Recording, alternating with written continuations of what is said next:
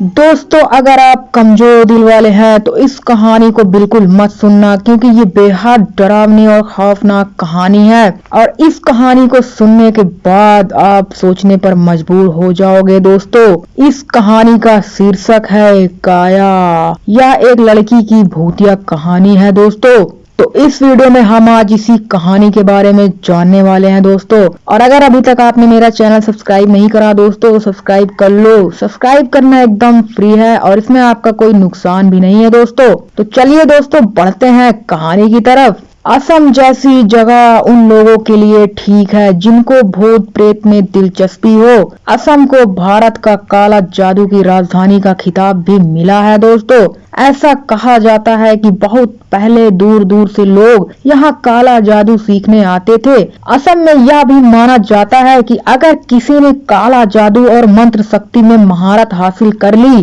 तो वो इंसान को जानवर में भी बदल सकता है। असम में नागांव नाम का एक छोटा सा गांव है। इस गांव में काले जादू की कोई सीमा नहीं। यहाँ जानवरों और पक्षियों की बलि दी जाती है। सबसे ज्यादा हर अमावस की रात में शाम 6 से 9 बजे के बीच पक्षियों की बलि दी जाती है। रात को तो जैसे इन मरे हुए पक्षियों की बारिश होती है। बहादुर से बहादुर इंसान भी यह दृश्य देखकर डर जाए। वैज्ञानिक भी कभी इन चीजों का पता नहीं लगा पाए। दोस्तों, ऐसे ही एक वारदात कुछ 10 साल पहले की है। नागांव में अपने परिवार के साथ काया नामक लड़की रहती थी।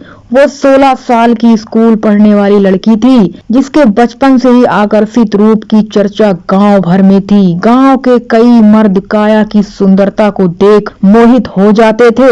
उसका जवान हुस्न, नीली आंखें और गोरा रंग देखकर मर्दों की बुरी नजर अक्सर उस पर रहती।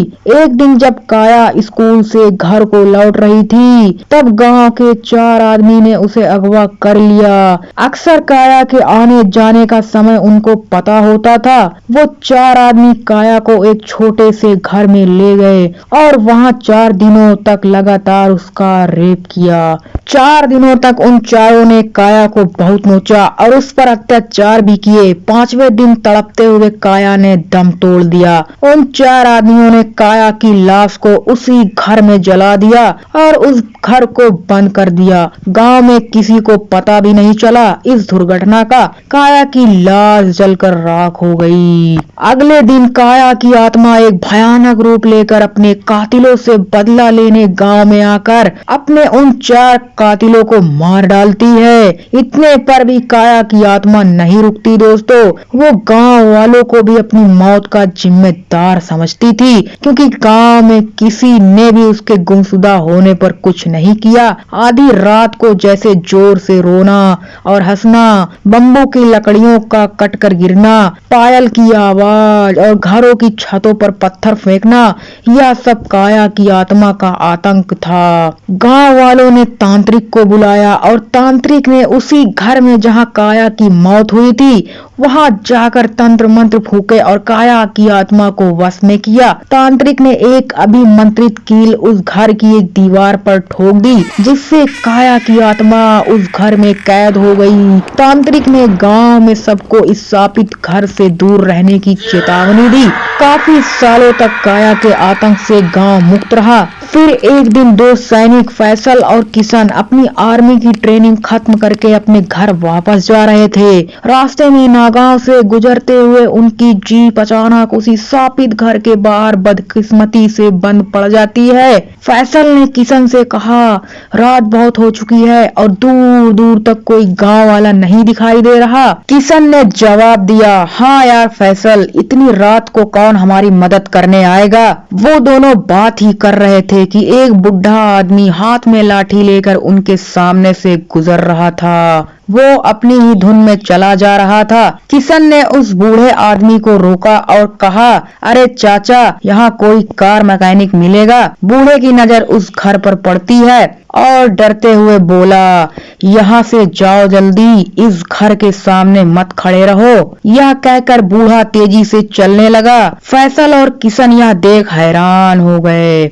किशन ने कहा, अरे इनको क्या हो गया, मैकेनिक का तो बताया नहीं और ऐसे ही चले गए। फैसल की नजर उस शापित घर पर पड़ती है और वो बोला, चल यार किशन, आज की रात इसी घर में गुजारते हैं और कल सुबह जल्दी निकल जाएंगे। किशन मान जाता है और दोनों उस शापित घर में चले जाते हैं। वो दोनों सेना के सिपाही थे तो ऐसी बंद जगहों से कहां डरने वाले थे।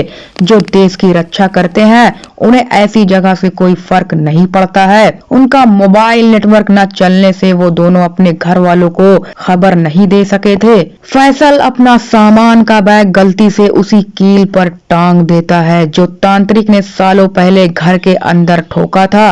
बैग का वजन भारी था तो कील और फैसल का बैग दोनों ही जमीन पर गिर जाते हैं। फैसल इसको नजरअंदाज कर कील को एक तरफ फेंकता है और अपना भारी बैग एक जगह रख देता है। दोनों सो गए और 1 घंटे बाद एक लड़की की जोर से रोने की आवाज आने लगी। किशन की नींद खुली और उसने देखा कि एक लड़की बहुत डरावने भूतिया रूप में उसके सामने खड़ी थी। फैसल की गलती से काया की आत्मा आजाद हो गई और अब वो किशन के सामने खड़ी थी। काया ने गुस्से से बोला, चले जाओ वरना तुम भी मरोगे। किशन एक आर्मी सैनिक होने के नाते नहीं डरा। काया की आत्मा ने सोते हुए फैसल को हवा में ऊपर उठा लिया और कहा, तेरा दोस्त को मार डालूंगी, चले जाओ तुम दोनों। काया ने फैसल को नीचे जमीन पर पटक दिया और फैसल की नींद खुली। फैसल को सर पर चोट लग गई और उसने भी काया की आत्मा को देखा और बोला, किशन चल यहाँ से भाग चले।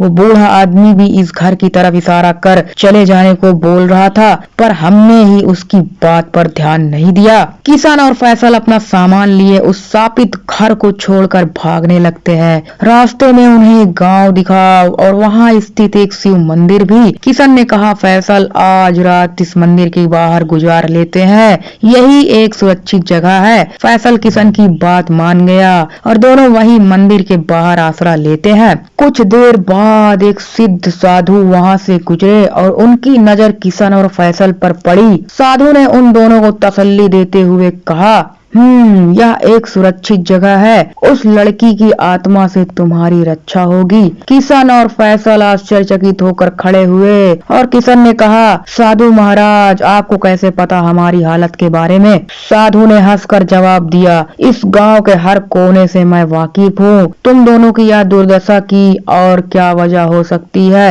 किशन और फैसल अनजान थे कि कुछ दिन पहले ही एक सिद्ध साधु नागांव के शिव मंदिर में आए। काले जादू से पीड़ित लोगों की मदद और अपनी सिद्धियों से वो अतृप्त आत्मा को मुक्त दिलाते थे, इसलिए उन दोनों की हालत साधु देखते ही पहचान गए। किशन और फैसल ने अपने साथ हुई भूतिया घटना के बारे में साधु को बताया।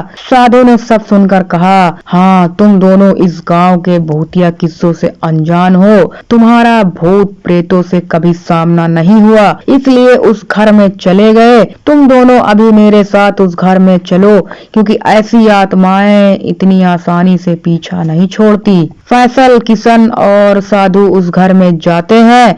घर के अंदर जाते ही साधु की नजर जमीन पे गिरे उस कील पर गई। उस कील को हाथ में लेकर साधु ने अपने दिव्य दृष्टि से कील और उस आत्मा का रहस्य पता लगाया। फैसल ने कहा, अरे यह तो वही कील है जिस पर मैंने अपने भारी बैग टांगा था और वजन के कारण ही कील और बैग जमीन पर गिर गए। साधु ने कहा, यही तो गलत हुआ और वो आत्मा आजाद हो गई। इस कील ने उसे इस घर में बांध रखा था। यह एक शापित घर है और इस शापित घर में कैद आत्मा का नाम है काया। साधु ने उस शापित घर और काया की दर्दनाक कहानी किशन और फैसल को सुनाई। किशन और फैसल सुनकर बहुत दुखी हुए। किशन ने साधु से पूछा, तो अब क्या किया जाए साधु महाराज? साधु ने जवाब दिया, एक उपाय है। फैसल ने कहा, आप जो कहो साधु महाराज, अब तो हम भी उस लड़की की आत्मा को मुक्ति दिलाना चाहते हैं। साधु ने कहा, जब किसी इंसान के मरने के बाद अगर उसके अंतिम विधि या श्राद्ध के पूरे नियम ना किए हो तो उसकी आत्मा भटकती है और या तो नाबालिग लड़की की आत्मा है। इससे पहले कि काया आतंक मचाए, उसके शरीर की राख और हड्डियां इसी घर में है। उन्हें ढूंढो और इस खाली कलश में डाल दो और यह गंगा जल भी उसकी राख पर छिड़क कर बंद कर देना। साधु ने खाली कलश किशन को दिया और गंगा जल वाला कलश फैसल को। किशन और फैसल अपने मोबाइल की टॉर्च लाइट चालू कर काया की राख ढूंढने लगे और दूसरी तरफ काया की आत्मा गांव में फिर से तबाही शुरू कर देती है। कुछ ही देर बाद उन दोनों को एक कोने में काया की राख और हड्डियां मिली। किशन ने काया की राख को खाली कलश में डाल दिया और फैसल ने उस पर गंगा जल छिड़क दिया। इस काम को करते करते पूरी रात निकल गई और दिन भी चढ़ गया। दोनों उस कलश को साधु के पास ले गए। साधु ने कहा, अब हमें इन अस्थियों को जल में विसर्जित करना होगा, तभी काया की आत्मा को मुक्ति मिलेगी। साधु, किशन और फैसल गांव के शिव मंदिर में काया की आत्मा शांति के लिए हवन करते हैं। फिर मंदिर के पीछे की नदी में काया की अस्थि विसर्जन कर देते हैं। दोस्तों, काया की आत्मा उस वक्त अपने इंसानी रूप में आकर किशन और फैसल से कहती है, आप दोनों का बहुत धन्यवाद। दुनिया में मेरे जैसी बहुत लड़कियां हैं जिनको इंसाफ नहीं मिलता और सालों तक भटकती है। यह कहकर काया की आत्मा गायब हो जाती है।